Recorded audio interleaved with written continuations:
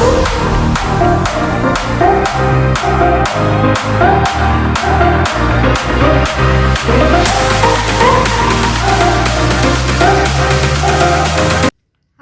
kenalin sebelumnya nama aku Febri. Di sini aku bakalan ceritain sedikit pengalaman aku waktu naik Gunung Salak.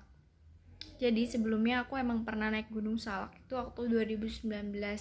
Dan di situ tuh aku beda sama pendakian yang sekarang. Jadi waktu itu tuh aku camping ber-11 orang kalau nggak salah. Itu tujuannya itu Salak 6 Puncak Mosa. Dan kalau yang sekarang itu pendakiannya ke Salak 1 Puncak Manik. Di sini aku posisinya tektok berempat dan bareng teman-teman aku itu sebut aja Bang Join, Bang Dikoy sama si A. Si A ini cewek ya, dia asal Depok, temennya Bang Join. Singkat cerita, kita berangkat 12:30 dari rumah. 1:30 malam minggu, itu posisinya tanggal 23 Oktober 2022. Kenapa kita berangkat tengah malam? Karena kita mau ke tempatnya temen Bang Dikoy. Jadi kita mau nginep di tempat temennya Bang Dikoy, dikarenakan dari tempat itu kita nggak jauh buat ke BC. Kalau misalnya dari rumah itu lebih jauh. Nah, kita mau numpang tidur di situ. Besok paginya jam 5 aku ngeliat posisi itu di luar hujan, dan awalnya kita mau naik jam 5 ternyata gagal ya dikarenakan hujan.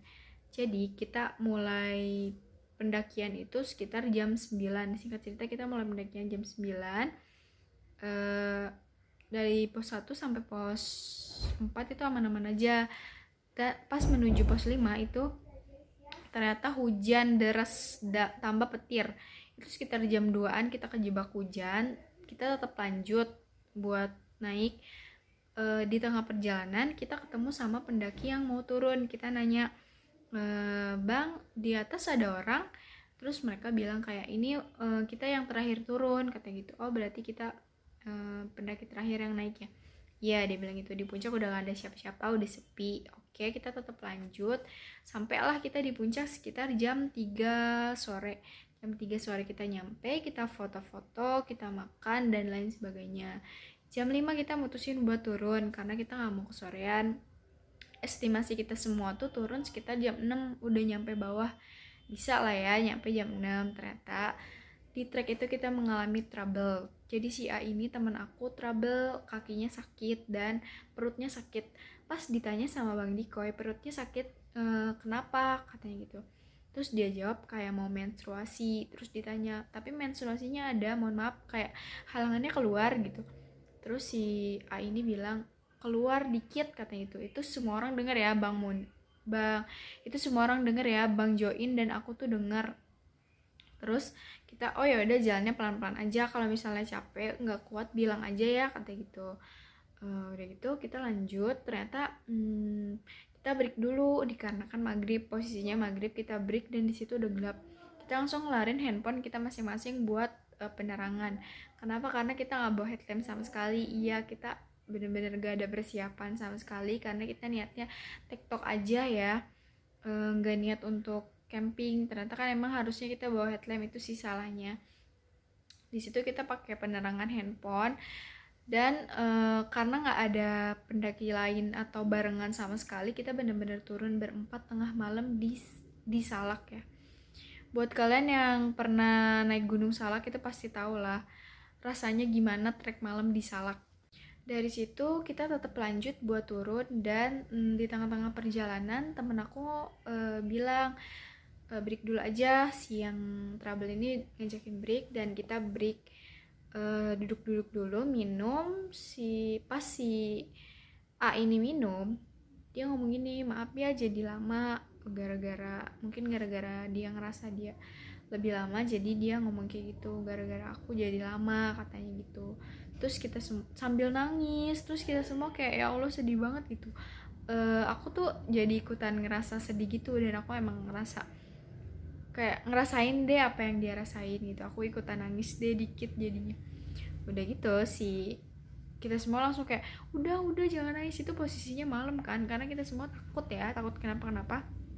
Jadi kita berusaha buat nenangin si A ini, udah nggak apa-apa, kita nggak ngerasa direpotin, kita kan teman kamu, kita harus ngebantu kamu dalam kondisi apapun, nggak apa-apa, nggak usah ngerasa nggak enak.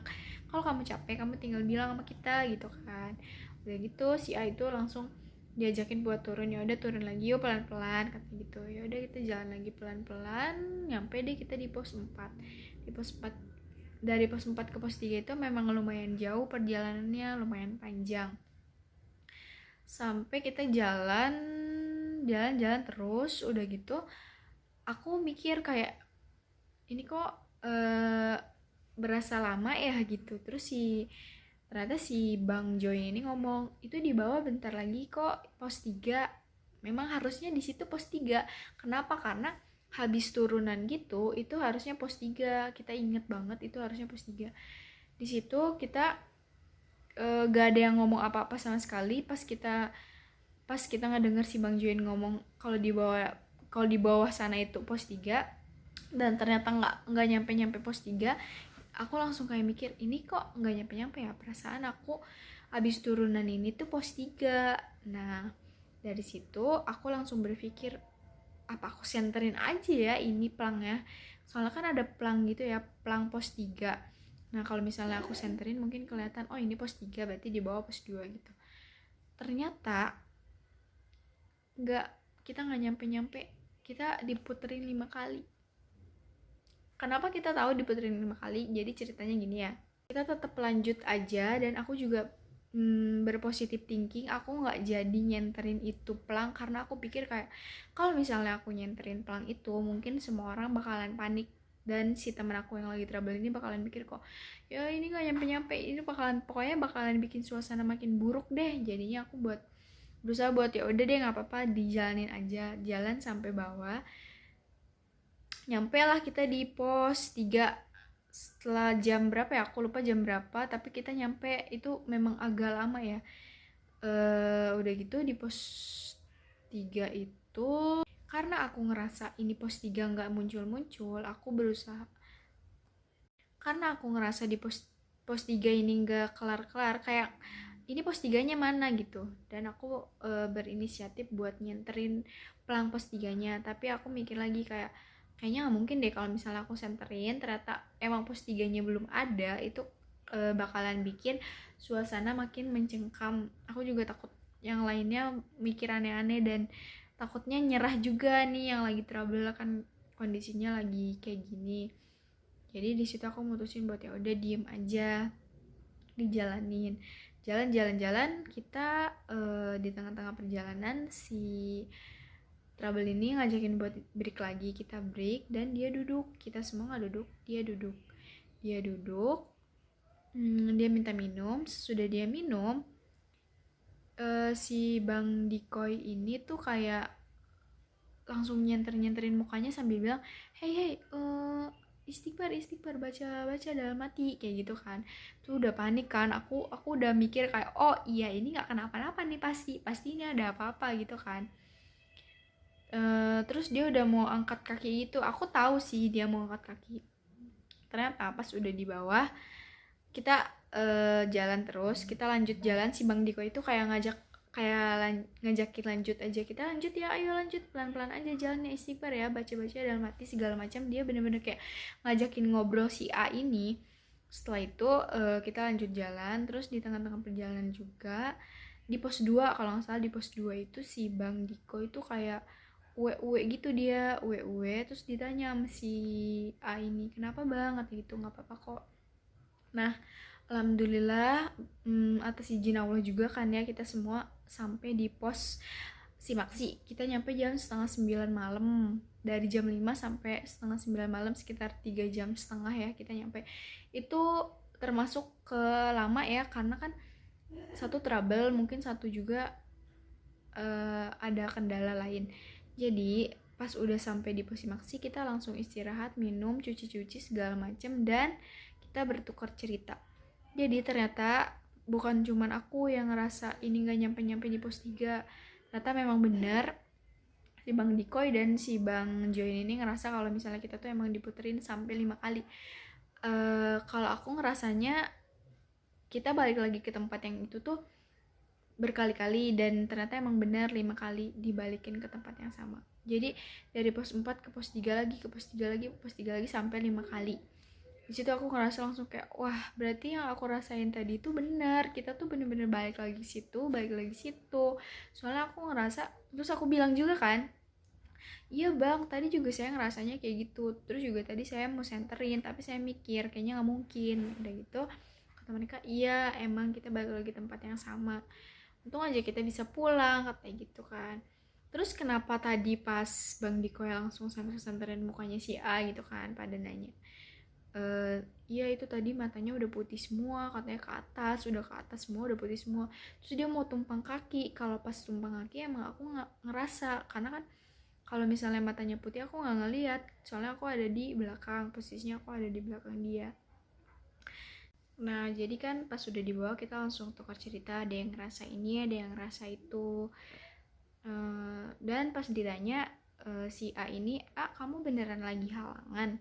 Terus pas dibawa dia jawab, enggak aku nggak halangan, tapi tadi di atas kamu bilang kamu halangan loh, dikit, walaupun dikit ya. Tapi pas dibawa dia bilang, enggak aku nggak ngomong kayak gitu. Wah di situ aku langsung kayak gitu.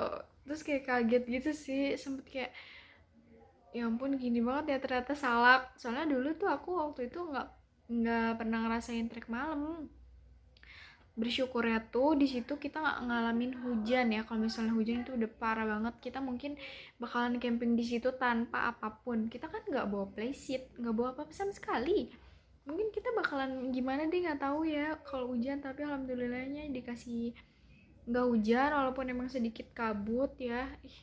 Itu bener-bener pendakian yang membuat aku banyak belajar dan cerita baru juga. Jadi kan aku bisa sharing juga nih ke kalian kayak gini, walaupun emang videonya gak jelas. Aku minta maaf kalau misalnya perkataan aku juga ada yang gak jelas, ada yang aneh, dan emang ini tuh ala kadarnya deh. Aku cuman pengen cerita aja pendakian aku supaya bisa aku lihat di kemudian hari aja gitu. Buat kalian, terima kasih yang udah nonton. Sampai ketemu di video selanjutnya. Dadah.